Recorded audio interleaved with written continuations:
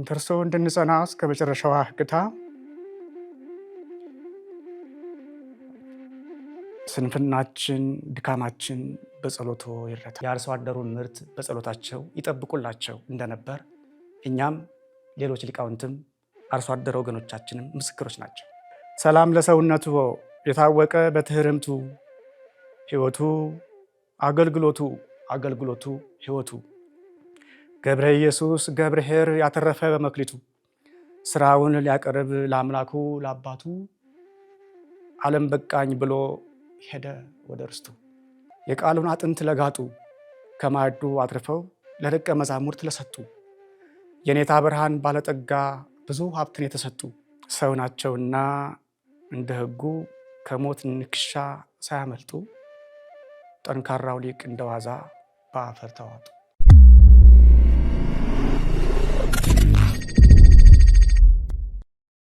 በስመ አብ ወወልድ ወመንፈስ ቅዱስ አሐዱ አምላክ። ክርስቶስ ተንሥአ እሙታን በአቢይ ኃይል ወስልጣን አሰሮ ለሰይጣን አጋዞ ለአዳም ሰላም እምይእዜሰ ኮነ ፍስሐ ወሰላም። ሰላም እግዚአብሔር ከሁላችን ጋር ይሁን። እንደምን ሰነበታችሁ? የተወዳችሁ የቋንቋ አይነሽ ሚዲያ ተከታታዮች፣ የጠቢበ ጠቢባን አምድ ታዳሚዎች፣ በዛሬው ዝግጅቴ የአንድ አንጋፋ ሊቅን ታሪክ ይዤላችሁ ቀርቤያለሁ። እስከ ዝግጅቴ ፍጻሜ ድረስ አብራችሁኝ ትቆዩ ዘንድ በአክብሮት ጋብዣቸዋለሁ።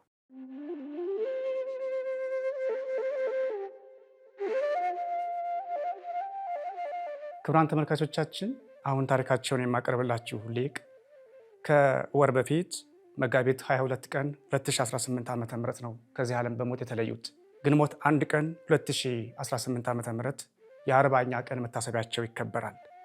ይህን ምክንያት በማድረግ ዛሬ ታሪካቸውን በአጭሩ አካፍላችሁ ዘንድ ወደድኩ። እኒህ ሊቅ ማን ናቸው? ታሪካቸው ምንድን ነው የሚለውን ከቆይታ በኋላ ትገነዘባላችሁ።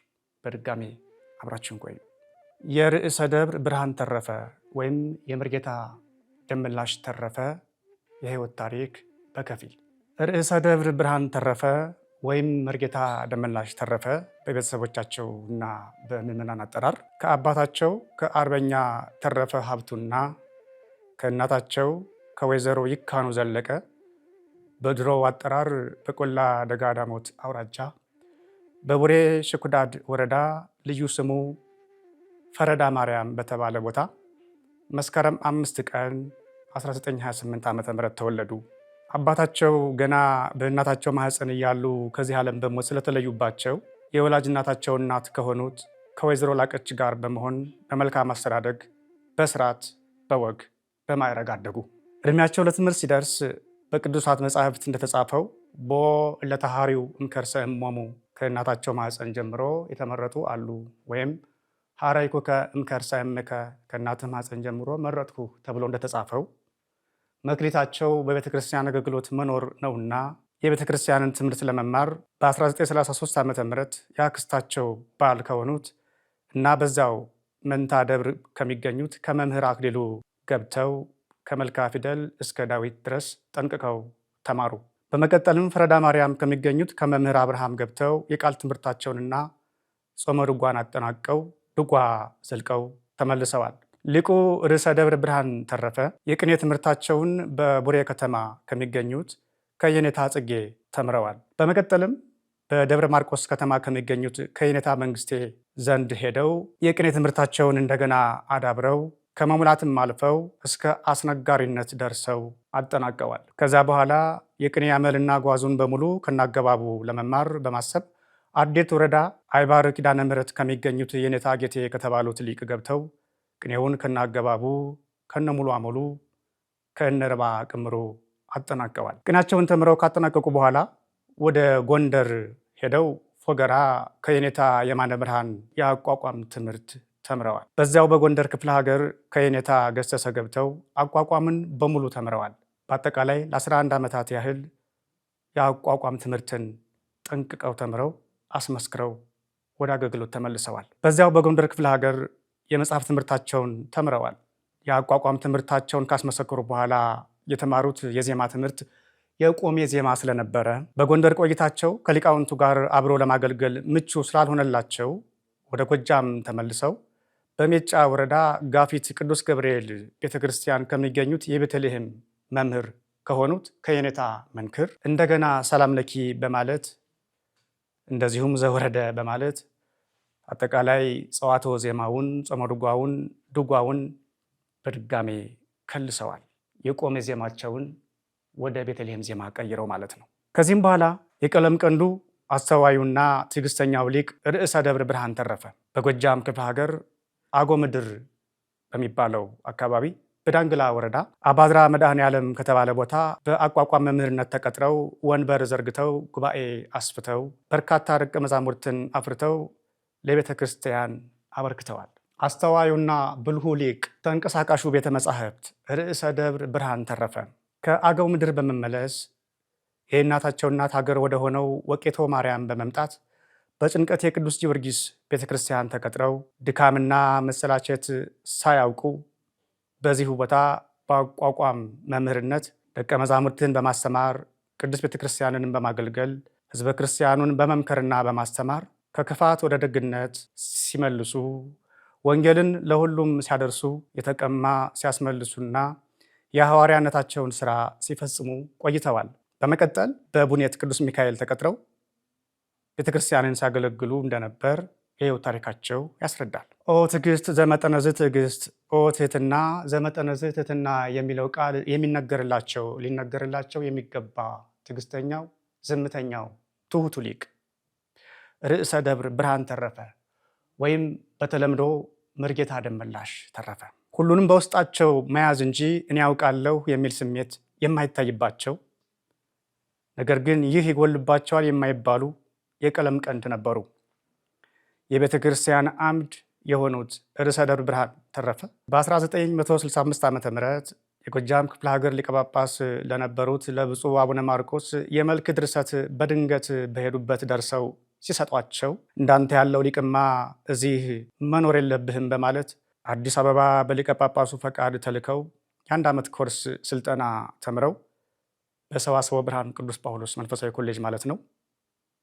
በዚህም አንደኛ ደረጃ በመውጣት በወቅቱ የሀገሪቱ ፓትርያርክ ከነበሩት ከብፁዕ ወቅዱስ አቡነ ቴዎፍሎስ የሽልማትና የምስክር ወረቀት ገጸ በረከት ተቀብለዋል። ይህ ቀረ የማይባሉት ሊቅ ርዕሰ ደብር ብርሃን ተረፈ ጓደኞቻቸው ማለትም አብረዋቸው ኮርስ የተማሩት በዚያው በአዲስ አበባ ሲቀሩ ሀገር ወዳዱ ሊቅ ግን ወደ ሀገራቸው በመመለስ የተቋረጠውን ወንበራቸውን በመዘርጋት የቤተ ክርስቲያኗ ተተኪ ሲያፈሩ ቆይተዋል።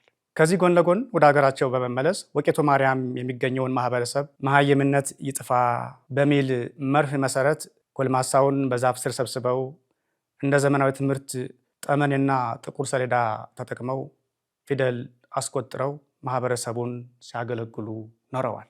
ትዕግስተኛውና ዝምተኛው ሊቅ ርዕሰ ደብር የኔታ ብርሃን ተረፈ በቤተ ክርስቲያን ብቻ ሳይሆን እንደ ቅዱስ ዳዊት ሕዝቡን በመምራትና በማስተዳደርም ብዙ ስራዎችን ለመንግስትና ላመነባቸው ሕዝብ ሰርተዋል። ከነዚህ መካከል በደርግ ስርዓተ መንግስት የጃቢ ጠህናን ወረዳ ገበሬ ማህበር ምክትል ሊቀመንበር በመሆን ከ1974 እስከ 1978 ዓ.ም ድረስ ለ4 ዓመታት ያህል በታማኝነት በቅንነትና በግብረ ገብነት ህዝቡን አገልግለዋል።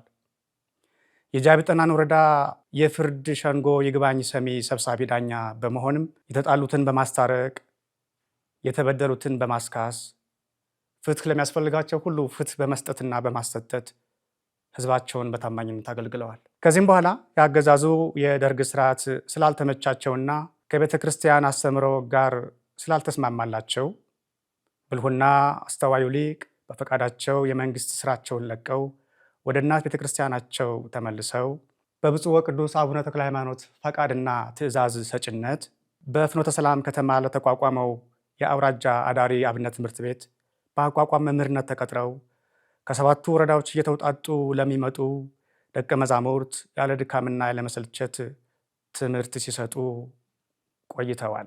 በዛ ጊዜ ከእሳቸው የተማሩ በርካታ መምህራንም በአሁኑ ሰዓት በልዩ ልዩ ሙያ ተሰማርተው እንደሚገኙ ዜና ሕይወታቸው ያስረዳል። ቃለ እግዚአብሔርን ከማስተማራቸው ባለፈ ለደቀ መዛሙርታቸው ደብተርና እስክሪብቶ እየገዙ ይሰጡ እንደነበርም በዘመኑ ከነበሩ ባልደረቦቻቸው ባልንጀሮቻቸውና ደቀ መዛሙርታቸው የተገኘው የቃል ምስክር ያስረዳል። ያገለግሉባቸው የሥራ ዘርፎችን ለማስታወስ ያህል የቆላ አደጋ ዳሞት አውራጃ ቤተ ክህነት ሥራ አስፈጻሚ በመሆን አገልግለዋል። ጃቢና ቋሪት ወረዳዎች በአንድ ላይ ሲተዳደሩም በ1981 ዓ.ም የወረዳው ሰበካ ጉባኤ ክፍል በመሆን አገልግለዋል። በ1984 ዓ.ም የጃቢ ጠናን ወረዳ ቤተ ክህነት የአንድ ክፍል ኃላፊ በመሆን ሰርተዋል። በመቀጠል ሊቅነታቸውንና አስተዋይነታቸውን የተመለከቱት ምሁሩ አባት መምህረ ሰላም መምህር ዲበኩሉ አንባዬ በ1985 ዓ.ም የፈለገ ሰላም ቅዱስ ጊዮርጊስ የአቋቋም መምህር ሆነው እንዲቀጠሩ በማድረጋቸው የራሳቸው የኔታ ዲበኩሉ አንባዬ ማለት ነው ምክትል ሆነው እንዲያገለግሉ ፈቅደውላቸው ሊቁም ከተቀጠሩበት ጊዜ ጀምሮ ቤተክርስቲያንን በቅንነት በታጋሽነትና በትህትና በትዕግስት በአርምሞ በአስተዋይነት በታማኝነት ቅድስት ቤተክርስቲያንን አገልግለዋል። ለፍኖተ ሰላም ከተማ ለፈለገ ሰላም ቅዱስ ጊዮርጊስ ካቴድራልም በቋሚ ጸሐፊነትና የሰበካ ጉባኤ ጸሐፊ ሆነው ካህናቱን ህዝበ ክርስቲያንን በማግባባትና በማስማማት እንደ አባቶቻችን ሌሊት በማህሌት በትጋት ቀን ደግሞ በተሰጣቸው ኃላፊነት በቅንነትና በታማኝነት ሲያገለግሉ ቆይተዋል። ሁለገቡ ሊቅ ርዕሰ ደብር ብርሃን የኔታ ደምላሽ ተጠይቀው ያልመለሱት ከቤተ ክርስቲያን ትምህርት የማያውቁት ያልተማሩት ነገር የለም። እኒህ ሊቅ ሁሉንም በትዕግስታቸው ሸፍነው የያዙ መተኪያ የሌላቸው አስተዋይና ብልህ እንደዚሁም ቅንና የዋህ አባት ነበሩ። ጻድቅሰ ይምህር ወይሁብ ተብሎ እንደተጻፈው ቤተ ክርስቲያንን ያለ ድካም ከማገልገላቸው በተጨማሪ በእጃቸው ጽፈው የብራና ጾመ ድጓና ተአምረ ኢየሱስ ላገለገሉበትና በርካታ ደቀ መዛሙርትን ላፈሩበት ለቡኔት ቅዱስ ሚካኤል በስጦታ መልክ አበርክተዋል። ከዚህም በተጨማሪ ታኅሳስ 3 ቀን በሚከበረው በዓታ ለማርያም ክብረ በዓል ከ1975 ዓ.ም ጀምሮ እስከ 2018 ዓ.ም እስካለፉበት ቀን ድረስ ማለት ነው የእመቤታችንን ዝክሯን በመዘከር ሊቃውንቱንና ነዳያንን በመቀበል ስሟን እየጠሩ ሲያበሉና ሲያጠጡ ኖረዋል። ይህን በጎ ግብራቸውንም በእናታቸው ሀገር በወቄቶ ማርያም በኋላም እስከ ህልፈታቸው ድረስ ባገለገሉበት ፈለገ ሰላም ቅዱስ ጊዮርጊስ ደብር ሲፈጽሙት ኖረዋል። ታላቁ አባት ቀደም ሲል በታዳጊነታቸው የዲቁና ማዕረግ የተቀበሉት ከብፁዕ አቡነ ማርቆስ እንደሆነ ይታወቃል። መልክ ለደረሱላቸው ማለት ነው። በኋላም ደግሞ ትምህርታቸውን አጠናቀው በመምህርነት ከተቀጠሩ በኋላ የእውቀታቸውን ብዛት የአስተዋይነታቸውንና የትዕግስታቸውን መጠን በተረዱት በብፁዕ አቡነ በርናባስ የርዕሰ ደብርነት ማዕረግ ተሰጥቷቸዋል። አስተዋይና ትዕግስተኛው ሊቅ ርዕሰ ደብር ብርሃን ተረፈ በገጠር ኑሯቸውም ሆነ በከተማ ቆይታቸው ከሁሉ ጋር ተግባብተው እና ተስማምተው ለተቸገሩ ረድተው በኦርቶዶክስ ሃይማኖታቸው ጸንተውና ምዕመናኑን አጽንተው ወንጌልን ሰብከው ቤተ ክርስቲያንን በትጋትና በትህትና አገልግለው የኑሮ ትክ የማይገኝላቸው ብቸኛ ሊቅ ነበሩ። በመንፈሳዊ ልደት በርካታ መንፈሳዊያን ሊቃውንትን በመንፈስ ቅዱስ ወልደው የቤተ ክርስቲያን የተኩ ሲሆን በስጋዊ ልደት ደግሞ የ3 ወንዶችና የ7 ሴቶች አባት ነበሩ። ከእነዚህ ልጆቻቸው መካከል አንደኛዋ ሴት ልጃቸው በሕፃንነት ዕድሜዋ ከዚህ ዓለም በሞት የተለየች ሲሆን ሌሎቹ ከፍ ያሉት ትዳር መስርተው ልጆች ወልደው ሕይወታቸውን በመምራት ላይ ይገኛሉ። ቀሪዎቹ ደግሞ ታዳጊዎቹ በትምህርት ላይ ይገኛሉ። ሊቁ ታጋሹ ትሁቱ አባት ርዕሰ ደብር ብርሃን ወይም በተለምዶ አጠራር መርጌታ ደመላሽ ተረፈ አንድም በእርግና አንድም በጤና እክል ባደረባቸው ሕመም ቤት ውለው የነበረ ቢሆንም በብፁዕ አቡነ ዘካርያስ አባታዊ መመሪያ ሰጭነት በቤተ ክርስቲያን ሲደገፉ ቆይተው በልጆቻቸው ክብካቤ ሲደረግላቸው ቆይተው ቅዱስ መጽሐፋችን ኦ አዳም መሬት አንተ ወትገብር ውስተ መሬት፣ አዳም ሆይ አፈር ነህና ወደ አፈርነትህ ትመለሳለህ ተብሎ እንደተጻፈው በሕዝብ አነጋገርም ውሎ ውሎ ከቤት ኖሮ ኖሮ ከመሬት እንደሚባለው የእግዚአብሔር ቃል ይፈጸም ዘንድ ግድ ነውና መቼም በለበሱት ሥጋ ሞት የማይቀር ነውና በተወለዱ በ90 ዓመታቸው መጋቢት 21 ለ22 አጥቢያ በ2018 ዓ.ም ከሌሊቱ 7 ሰዓት ገደማ ከዚህ ዓለም በሞት ተለይተዋል። ሥርዓተ ቀብራቸውም ብፁዕ አቡነ ዘካርያስ የምዕራብ ጎጃም ሀገረ ስብከት ሊቀ ጳጳስና የቅዱስ ሲኖዶስ አባል በተገኙበት የሀገረ ስብከቱ ሥራ አስኪያጅና የየመምሪያው ኃላፊዎች፣ የፍኖተ ሰላም ከተማ አስተዳደር ቤተ ክህነት ስራ አስኪያጅና ሰራተኞች፣ እንደዚሁም የጃቢ ጠህናን ወረዳ ስራ አስኪያጅና ሰራተኞች፣ በአጠቃላይ በሀገረ ስብከቱ ስር የሚገኙ የልዩ ልዩ ወረዳ ቤተ ክህነት አገልጋዮችና ህዝበ ክርስቲያን፣ በተጨማሪም ያስተማሯቸውና ያሳደጓቸው አገልጋዮች፣ መምህራን፣ ካህናት፣ ዲያቆናት፣ ምዕመናን በተገኙበት ሲያገለግሉበት ብዙ አስተዋጽኦ ሲያበረክቱበት በቆዩበት በፍኖተ ሰላም ከተማ በርዕሰ ከተማው በፈለገ ሰላም ቅዱስ ጊዮርጊስ ካቴድራል ተፈጽሟል።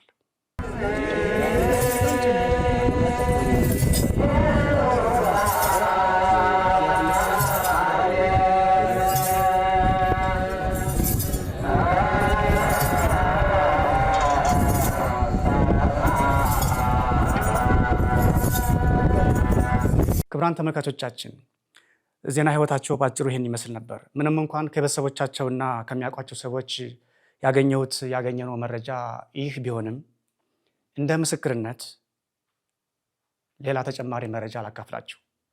በቅዱስ መጽሐፍ እንደተጻፈው ነቢዩ ኤልያስ ሰማይ ዝናብ እንዳይሰጥ ገዘተ በጸሎቱ። ሰማይም 3 ዓመት ከ6 ወር ዝናቡን አቆመ። በድጋሜ ዝናብ እንዲጥል ጸለየ። ሰማይ ዝናቡን ሰጠ። ለቅዱሳን እንዲህ ይቻላል በእግዚአብሔር ስለሚያምኑ። ይህ ምስክርነት በብሉይም በአዲስ ኪዳንም ተጽፏል። በሀገራችን በኢትዮጵያ ቀደምት ሊቃውንተ ቤተ ክርስቲያን የቅዱስ ኤልያስን ፈለግ ተከትለው በጸሎታቸው ዝናብ እንደሚያቆሙ፣ በረድ እንደሚከላከሉ የታወቀ የተረዳ እውነት አለ። እንዲህ ያደርጉ የነበሩ ሊቃውንት በአፈ ታሪክም በመጽሐፍም በርካቶች ናቸው። በጸሎት ዝናብ ከሚያስቆሙ፣ በረድ ከሚከላከሉ ጥቂት ሊቃውንተ ቤተ ክርስቲያን መካከል ዛሬ ታሪካቸውን ያካፈልኳችሁ ርዕሰ ደብር ብርሃን ተረፈ አንዱ ነበሩ። ይህንም በአካባቢው ሕዝበ ክርስቲያን ዘንድ ይልቁንም በገጠር አካባቢ የሚገኙ አርሶ አደር ወገኖቻችን ቢጠየቁ ይናገሩታል። ምክንያቱም ወቅቱን ያልጠበቀ ዝናብ ሲመጣ፣ ድንገተኛ በረድ ሲከሰት ምርታቸው እንዳይበላሽባቸው ጸሎት አድርገው ዝናሙን በማቆየት በማሳለፍ በረዱንም በመከላከል የኔታ ደመላሽ ወይም የኔታ ብርሃን ተረፈ በክርስትና ስማቸው ገብረ ኢየሱስ የአርሶ አደሩን ምርት በጸሎታቸው ይጠብቁላቸው እንደነበር እኛም ሌሎች ሊቃውንትም አርሶ አደር ወገኖቻችንም ምስክሮች ናቸው። ቤተክርስቲያናችን ያጣችው እንዲህ አይነቱን ሊቅ ነውና ሐዘናችን የጽና ነው። በአጠቃላይ ለማስታወስ ያህል ይታወቀ የተረዳ ነው። በሰው ተፈጥሮ የሰው ልጅ ቅዱስ ዳዊት እንደተናገረው የሰው ልጅ እድሜ ቢበዛ 80 ከዛ በላይ ግን ትርፉ ድካምና በሽታ ነው እንዳለው የሰው ልጅ እድሜው የተወሰነ ነው፣ የተመጠነ የተገደበ ነው። ከዚህ አንጻር የኔታ አባታችን መምህራችን ያረፉበት እድሜ ተገቢ ነው። በ90 ዓመታቸው ነው የተጠሩት። ነገር ግን ደግሞ ለመንፈስ ልጆቻቸው ለእኛ በስጋ ለወለዷቸው ሌሎች ደግሞ ለስጋ ልጆቻቸው እሳቸው ማጣት ስብራቱ ከባድ ነው። በአጠቃላይ የኔታን አገልግሎት ለሚያውቁ በተለይ በ80ዎቹ በ90ዎቹ ለነበሩ እስከ ረፈታቸው ድረስ ስለነበሩ ማለት ነው የተዘጋ በሚመስል ሸካራ ድምፃቸው ሞገስ ማህሌቱን ሲያወዱት፣ በስብሐተ ነግህ ሲቆሙ፣ በመዋሥዕት ሲያገለግሉ ያ እንሰማው የነበረው ቃናቸው ዛሬም ይናፍቀናል። የኔታን የሚሰሙ እየሰሙ ያደጉ ሁሉ የኔታ ዕረፍት ያሳዝናቸዋል። ይልቁንም ልጆቻቸው ደግሞ ሐዘኑ ይበረታባቸዋል። እንደ ምስክርነት የኔታ ርዕሰ ደብር ብርሃን ተረፈ ከ6 ዓመታት በፊት በ2012 ዓ.ም ባለቤታቸው ከዚህ ዓለም በሞት በተለዩ ጊዜ በሐዘን እጅግ ተጎድተው ስብር ብለው ነበር። ያ ሐዘናቸው ቀስ በቀስ ከእርጅናው ጋር ተጨማምሮ በሽታ ሆነባቸውና በመጨረሻም በ9ኛ ዓመታቸው ተጠሩ። ባለቤታቸው ካረፉበት ጊዜ ጀምሮ ልጆቻቸውን አባትም እናትም ሆነው እየጦሩ ለቁም ነገር ያበቋቸው፣ ከፊሉም ትምህርት ላይ ናቸው። እኒህን የመሰሉ አባት ማጣት ለልጆቻቸው ትልቅ ስብራት ነውና ለልጆቻቸው፣ ለወዳጆቻቸው፣ ለመላ ቤተሰቦቻቸው፣ ለተማሪዎቻቸው፣ በአጠቃላይ በአገልግሎት ለሚያውቋቸው ሁሉ መጽናናትን እንመኛለን። ለቅዱስ ተክለ ሃይማኖት እንደተነገረው ሰማይኩ ጸሎተከ ወስለተከ እምብዙ ጻማ አርፈከ አባሃሎ ፍስሐ ህየ አነብረከ ተብሎ እንደተነገረው የኔታ ገብረ ኢየሱስ ጸሎታቸው ስለታቸው ተሰምቶላቸዋል። ከብዙ ድካምና ጻማ ከዚህ ዓለም ማለት ነው የሚያርፉበት ቀን ተቆርጦላቸዋል። በሰማያዊት ኢየሩሳሌም የሚቀመጡበት ዘላለማዊ ማረፊያ ተዘጋጅቶላቸዋልና እነሆ ከዚህ ዓለም ድካም አርፈዋል። ለአባታችን ለመምህር ገብረ ኢየሱስ ዘላለማዊ ርስትን ለእኛም መጽናናትን ያድለን። ዝግጅቴን ከማጠናቀቄ በፊት እንደ ልጅነቴ እንደ ተማሪነቴ የቋጠርኩላቸውን ጥቂት ስንኞች ላንብብላችሁ። የአክብሮት ሰላምታ ብየዋለሁ ርዕሱን። እንደ መልክ ባለ ምጣኔ በ5 ስንኝ ያቀረብኳቸው ጥቂት አርኪዎች ናቸው። በእግዚአብሔር ስም ይድረስ የአክብሮት ሰላምታዬ በቀለም ለወለዱኝ ለርዕሰ ደብር አሳዳጊዬ።